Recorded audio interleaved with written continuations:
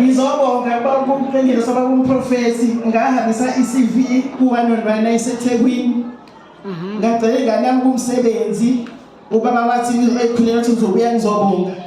Baba sengibuyile ingane yami utholile umsebenzi noma ke baba kungakabi permanent.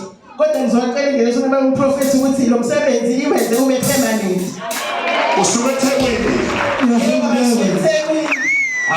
Gegeza. Hallelujah.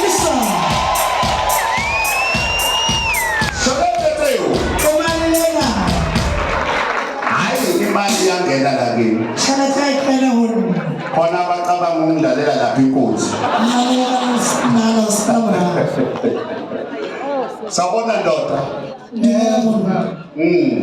Ngizobonga lana ngidlule engozini accident. Ngasinde ebantwini abawu4 kwaba yimi ngisindayo. Ngaphinda ngathola nomsebenzi futhi.